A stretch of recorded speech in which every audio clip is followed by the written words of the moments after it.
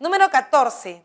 En el periodo clásico de la historia griega, la ciudad de Atenas experimentó lo que algunos autores han denominado la revolución intelectual del siglo V.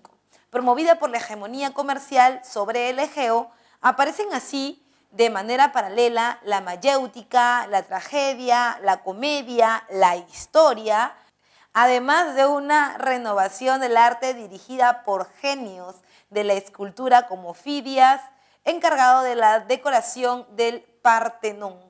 El texto anterior haría mención a un periodo denominado, este periodo es un periodo clásico, y así se conoce en Grecia, ¿no es cierto?, en donde no solamente se van a dar esos elementos, sino que también se va a crear el puerto del Pirio, por donde va a entrar y salir el comercio a toda Grecia a partir de su polis más importante, que en este momento es Atenas. ¿Y quién es el que dirige todo este gobierno en Atenas en este periodo tan importante para ellos? Es el famoso Pericles, en un gobierno llamado el siglo de Pericles. ¿Por qué se le llama el siglo de Pericles? No es que haya gobernado un siglo Pericles, sino es que él tiene el gobierno más largo de toda la Grecia clásica. Recuerda que en Grecia no tenemos un calendario solar, no tenemos un calendario lunar, tenemos otro tipo de calendario y son las Olimpiadas.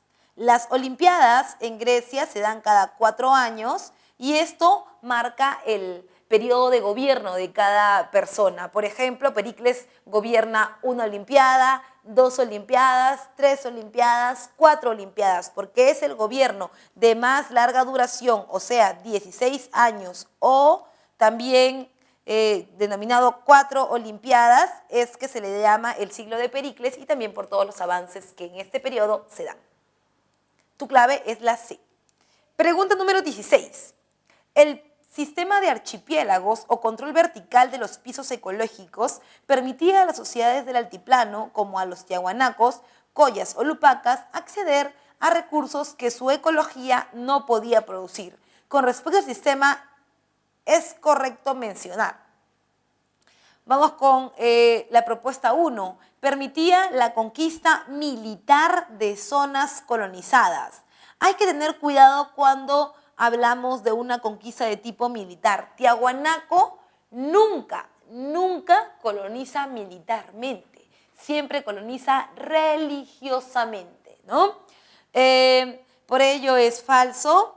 Se sustentó en el intercambio comercial con los pueblos vecinos. Hablar de un intercambio comercial es todavía un poco forzado. Podríamos hablar más bien de un intercambio por trueque, ¿no? Cuando hablamos de comercio hablamos de que existe la moneda y en este caso no existe moneda. Recuerda que en el Perú la edad de hierro, la edad de bronce no aparece. Es recién que conocemos estos metales con la llegada de los españoles. Por ello tu clave es falsa. Por ello tu proposición es falsa. Se basa en la fundación de colonias de recursos en clave. Eso es verdadero. ¿Qué significa esto de colonias? Mira, en el altiplano es muy difícil que tú puedas encontrar una diversidad importante de alimentos. ¿Por qué? Como te lo he dicho anteriormente, el frío y el sol del día matan cualquier planta. Imagínate, por ejemplo, una planta que es muy delicada como la planta del ají, que crezca en el altiplano. Imposible, primero por la zona rocosa o pedregosa en donde se encuentran, que provoca el corte de las raíces de las plantas y provoca que mueran. Segundo, por el problema de que se queman las hojas de las plantas en el día y en la noche. Es por eso que se buscan lugares específicos. Por ejemplo, imaginemos que el clima para el ají es adecuado en Lima, ¿no es cierto? Lima produce ají. ¿Y qué hace con su excedente de producción? Con su excedente de producción es mandado ¿a dónde? Es mandado hacia el altiplano. Profesora, ¿pero por qué mandaría mi excedente de producción? ¿Qué está pasando con los tiahuanacos que yo tengo que darles algo para todos los meses o cada vez que yo cosecho mis productos del año? Lo que pasa es que tú estás unido por un vínculo religioso y dependes ideológicamente de ellos. Es por eso que a manera de tributo, a manera de honor, le entregas tu excedente de producción. Por ello, tu clave es verdadera. 4. Proposición número 4. Dice, el objetivo final era obtener la autarquía económica. Esto es verdadero en relación a que Tiahuanaco quiere ser autosuficiente. Tiahuanaco no quiere depender de otras sociedades. Profe, pero está dependiendo porque al final está recibiendo excedente de producción de diferentes sociedades. Sí es cierto, pero tienes que verlas como Tiahuanaco el centro y sus pequeños hijitos o sus pequeñas crías serían las sociedades de alrededor que están afianzadas a ellos por la religión. Esto provocaría que ya no dependiera de otras sociedades lejanas a ellos, que no tengan vínculo religioso. Los colonos mantenían su identidad étnica, también es cierto.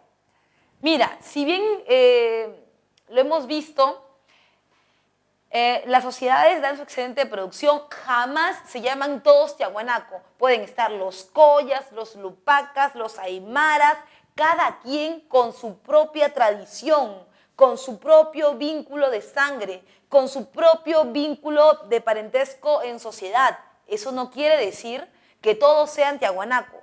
Todos tienen su propia identidad y están dentro de una sociedad más grande llamada Tiahuanaco. Por ello, tu clave es la letra C, 3, 4 y 5. Pregunta número 18. Con respecto al origen de la etnia inca, esta procede del altiplano y son descendientes del estado Tiahuanaco. Según las crónicas y la etnohistoria, fueron denominados Puquinas o Taipicala. No obstante, estos abandonaron el altiplano en el siglo XII debido a... Bien, hay varias causas por las cuales los incas, los ahora conocidos como incas, van a abandonar la zona del Taipicala. La primera son los cambios climáticos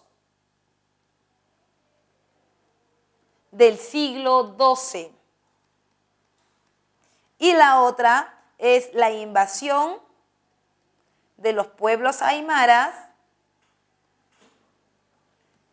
de la zona del altiplano. Tú debes recordar, y yo te lo he dicho en la primera pregunta, que las sociedades de los intermedios, como los incas, porque los incas también pertenecieron antes a un intermedio, ellos formaron parte del intermedio tardío. Y en el intermedio tardío todas las sociedades estaban peleando por ser la más poderosa. Entre ellos están los chancas, los huancas, los reinos aymaras, los incas, entre otros. Los aymaras comenzaron a sacar del altiplano a los incas. Tuvieron que emigrar porque no tenían dónde vivir y es por eso que ellos van a salir del altiplano y luego van a vencer en el segundo intermedio y se van a convertir entonces en el gran imperio de los incas que tú conoces en el tercer horizonte.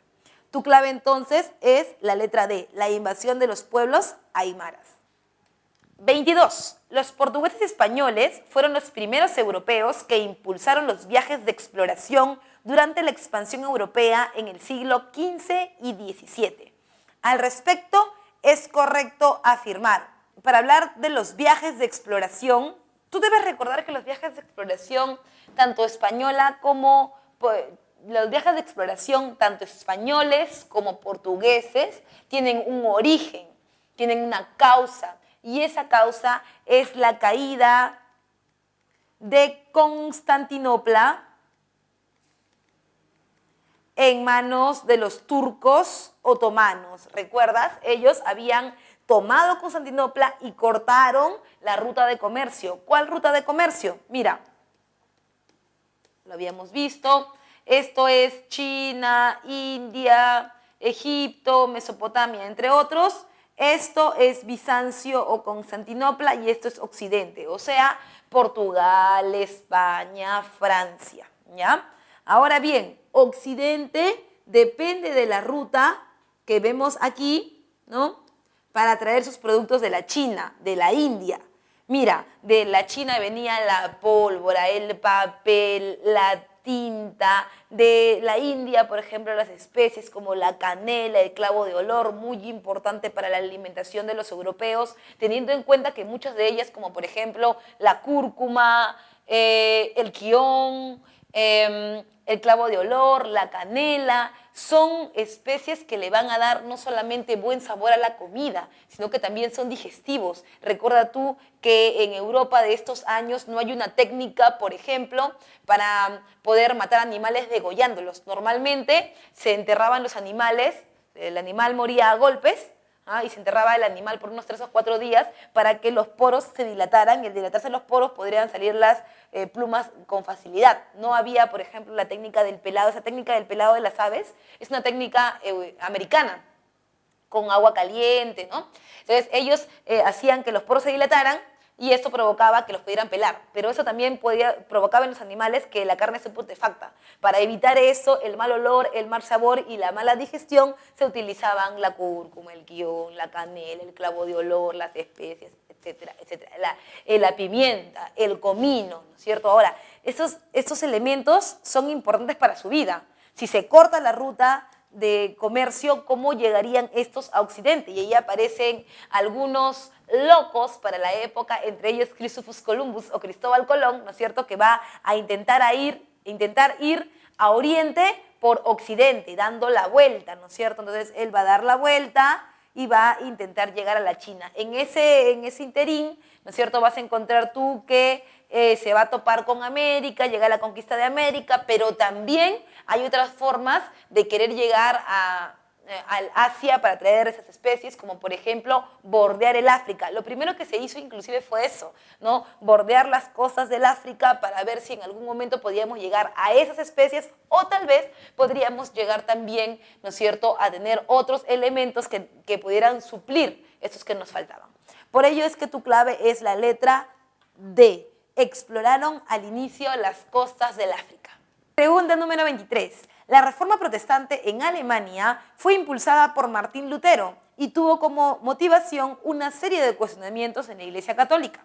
Una afirmación que se puede hacer al respecto es: bien, debemos recordar que Martín Lutero se rebela en contra de la Iglesia Católica no para eliminar la Iglesia Católica. En ningún momento está buscando eso. Lo que él quiere es hacer cambios importantes dentro del sistema eclesiástico. ¿Qué diferencia hay entre hablar de la Iglesia Católica o de la religión católica y del sistema eclesiástico? Son dos cosas diferentes. La religión católica implica la fe, ¿no?, la deidad y la devoción que alguien le puede tener a la religión.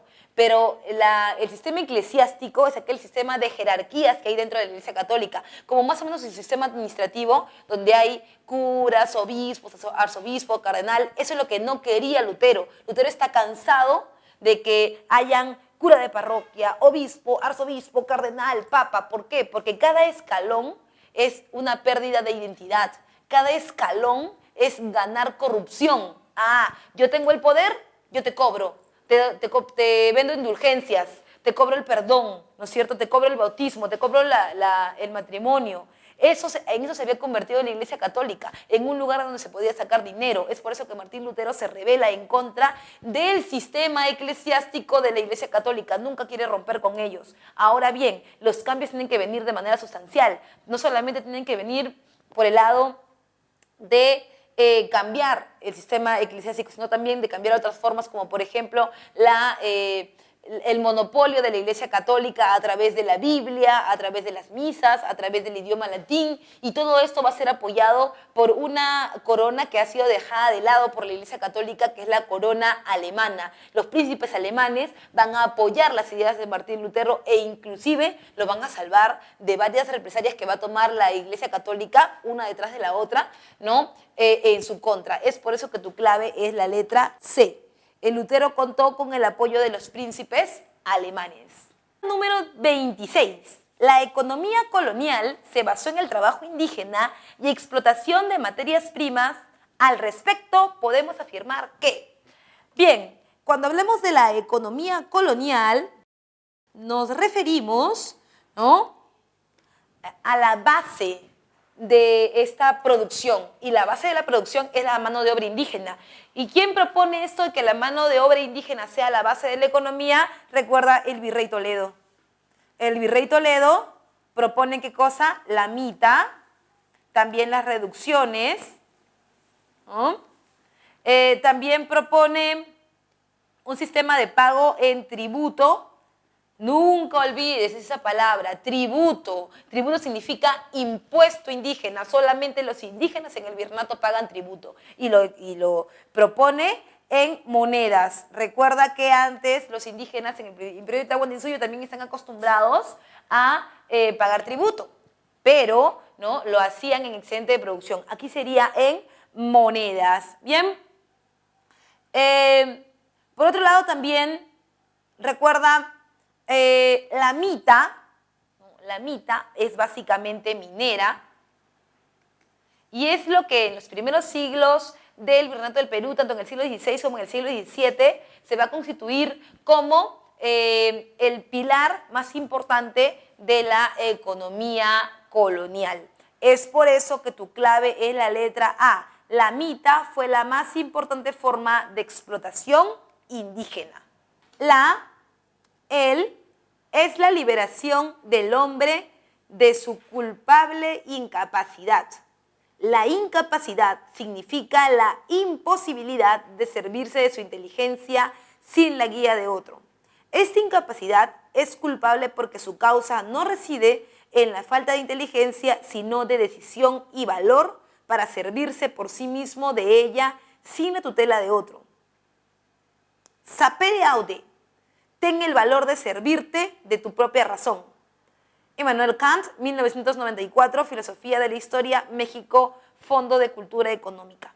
Complete el siguiente párrafo perteneciente al libro Filosofía de la Historia de Immanuel Kant, del año 24 al año 8, al año 4, donde nos ofrece el concepto de la ideología más destacada en Europa Occidental durante el siglo XVIII.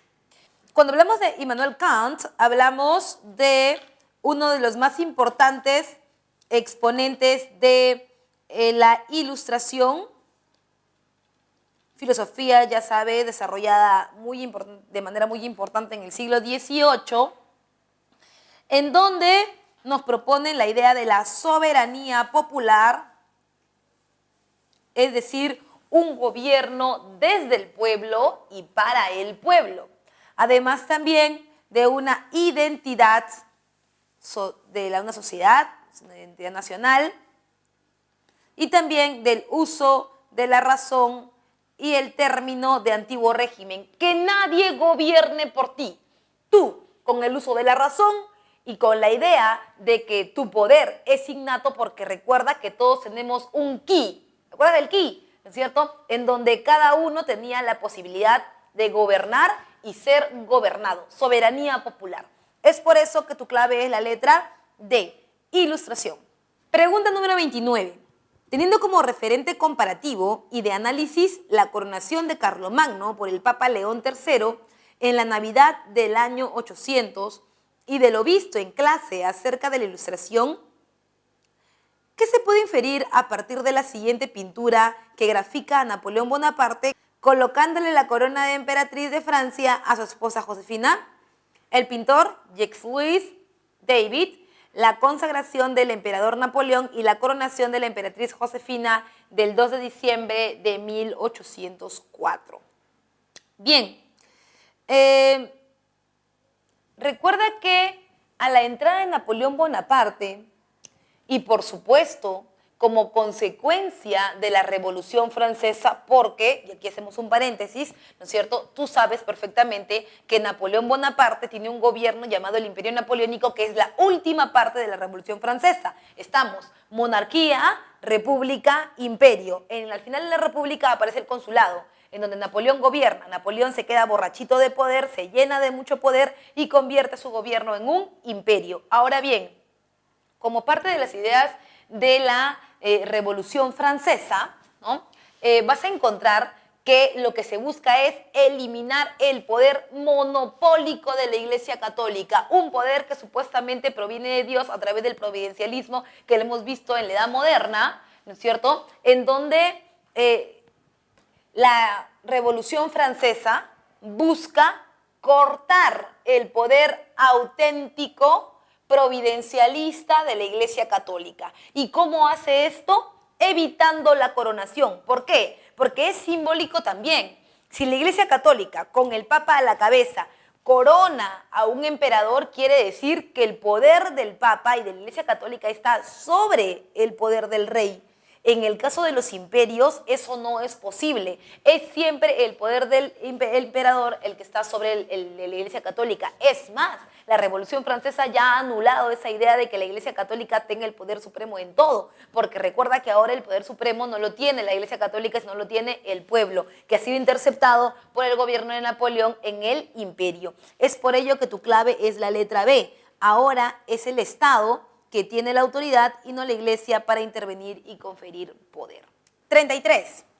Don José Canterac, teniente general de los Reales Ejércitos de San Martín, encargado del mando superior del Perú, por haber sido herido y prisionero en la batalla de este día del excelentísimo señor virrey don José de la Serna, habiendo oído a los señores generales y jefes que se reunieron después que el ejército español ha tenido que ceder el campo a las tropas independientes. He creído conveniente proponer y ajustar con el señor general de división de la República de Colombia, Antonio José de Sucre, comandante en jefe del Ejército Unido Libertador del Perú. Capitulación de Ayacucho, Ayacucho, 9 de diciembre de 1824. A partir de la lectura del texto anterior, se puede inferir que se trata de... Cuando hablamos de la capitulación de Ayacucho, capitulación significa para la República el término de una guerra, en este caso el término de la guerra de independencia, ¿no es cierto? En cambio, capitulación para el virreinato significa permiso.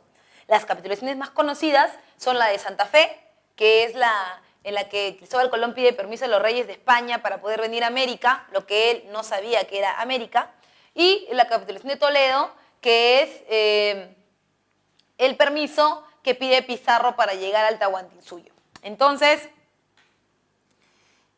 por otro lado, la capitulación de Ayacucho es el final de la guerra de independencia y la libertad para el Perú, lo cual tan cierto no es, porque vamos a terminar dependiendo económicamente, ya no de España, pero ahora sí de Inglaterra, aunque dejamos un pedazo todavía de deuda con España.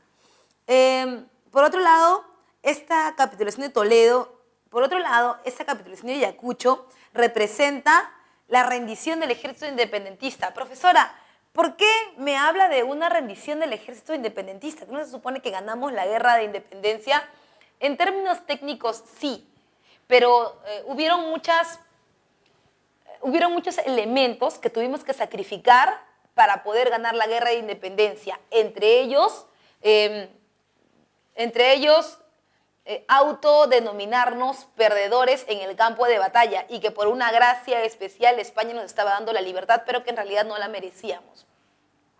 Además también se da la rendición del ejército independentista, aparece la capitulación de Ayacucho y también esta capitulación obviamente se firma posteriormente a la batalla de Ayacucho porque es el final, ¿no? Es por ello que tu clave es la letra B. 2, 3, 5, ¿no? Pregunta número 34. Durante el primer militarismo se firmaron una serie de tratados y contratos en diferentes gobiernos. Relaciones según corresponda. Bien, aquí vamos a recordar un poco del inicio de la República, ¿no? El Tratado de la Reagual de 1929 le pone fin a la guerra contra la Gran Colombia. Esta guerra que había comenzado en el gobierno de José de la Mar y que tuvo como pretexto la invasión de Gamarra a Bolivia, ¿no es cierto? Que al final era simplemente un pretexto, porque la causa principal de la guerra contra la Gran Colombia eran los países unidos de Ecuador, Colombia y Venezuela, que se buscaba que el Perú entregara Tumbes, Jaén y Maynas, pero al final no le entregamos los territorios y finalmente firmamos la paz con la Gran Colombia. El contrato GIPS es ese contrato que va a regular el sistema de guano de consignación frente al guano, ¿no? Y tú recuerdas que en la prosperidad falaz nosotros tuvimos varios intentos de venta de guano. El primer intento de venta de guano fueron los arrendamientos, que eran estas formas personales en donde se vendía el guano que no dio resultado.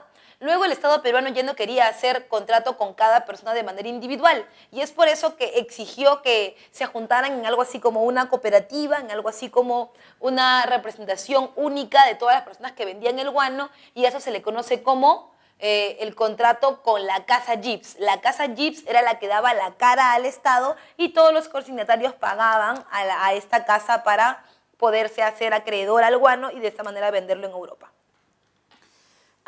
También el Tratado Herrera da Ponte y Ribeiro de 1851, que es el convenio entre el gobierno peruano y el Brasil para la libre navegación comercial por el Amazonas. Es decir, Brasil tendría salida por el Amazonas para sacar sus productos, tanto por el Océano Atlántico como por el Océano Pacífico. Por otro lado, también recuerda el Tratado de Banco Pareja de 1865, es básicamente el compromiso peruano de pagar la deuda que tenemos desde la independencia. Recuerda que habíamos quedado con un pedazo de deuda. Ese pedazo nos comprometemos a pagarlo en un periodo, en un corto plazo, después de la guerra, nos comprometemos a pagarlo antes de la guerra contra España. Además, también tienes el contrato Dreyfus.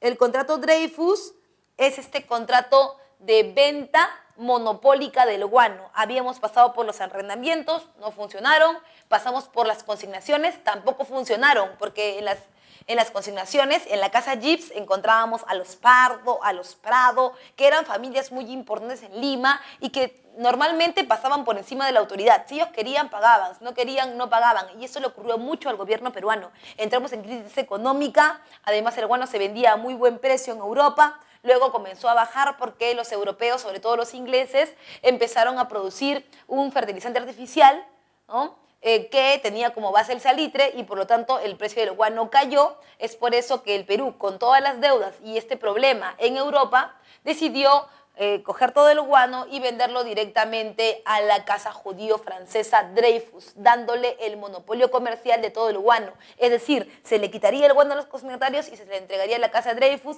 y los Dreyfus se comprometieron a pagar la deuda externa, lo cual nunca hicieron, y a darnos anualidades de 88.000 libras esterlinas cada una, pero esto se logró solamente en una primera etapa. Nos dieron un primer pago, ¿no? Y con esa plata, Balta hizo los ferrocarriles, que luego ya tú vas a saber que son la modernidad para Lima de la época, y este es el cambio drástico que encuentra en la venta del guano de consignaciones a monopolio.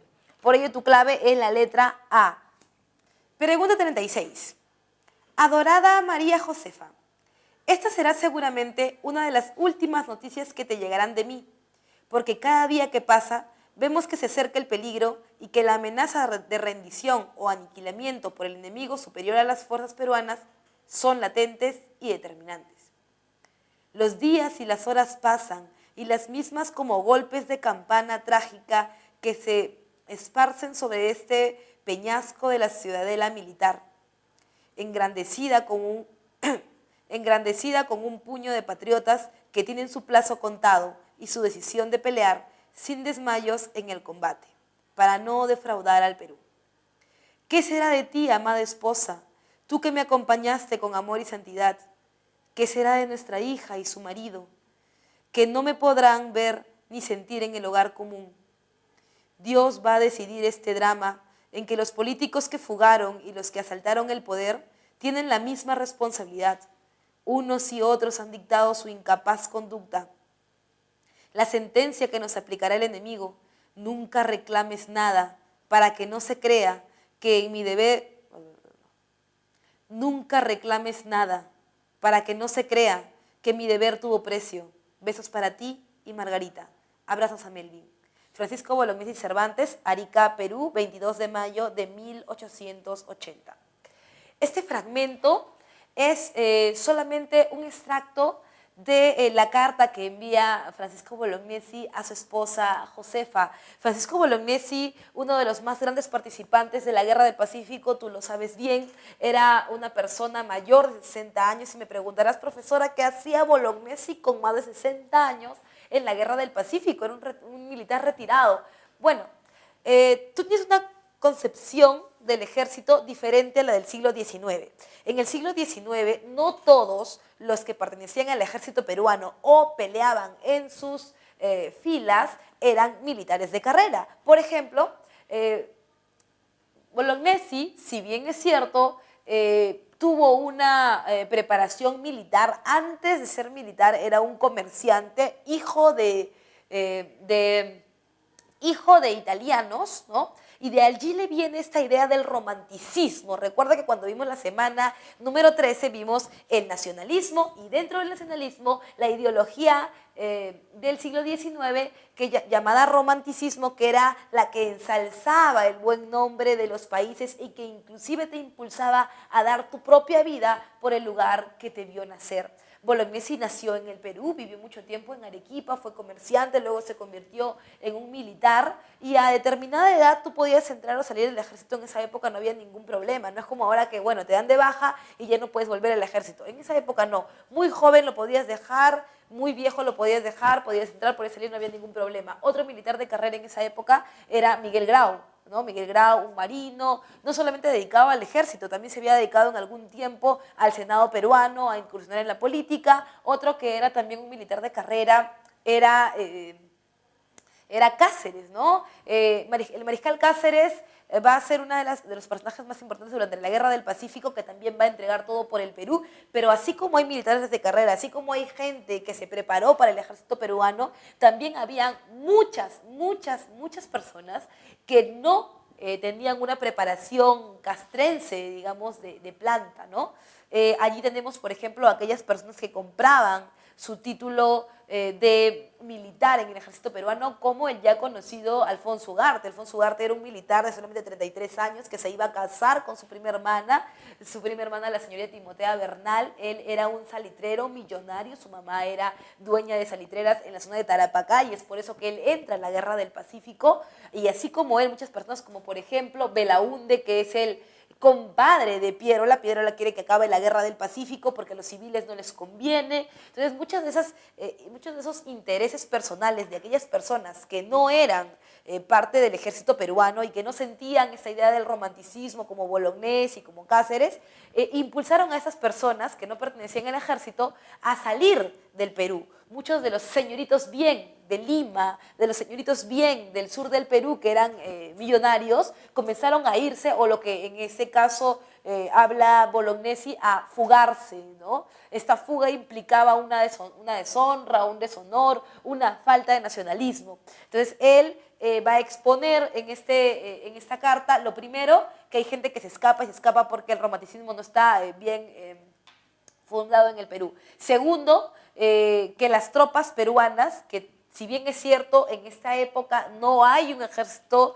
que sea profesional. La gente que va a la Guerra del Pacífico es gente que por su propia iniciativa está entregando todo lo que tiene para el Perú. Debes recordar que en Arica muere todo el ejército o la tropa que está preparada. Con decirte preparada me refiero a que ya han participado antes en una guerra. En la campaña de Lima somos los vecinos de Lima los que vamos a defender nuestras casas, nuestras familias, nuestras mujeres, todo.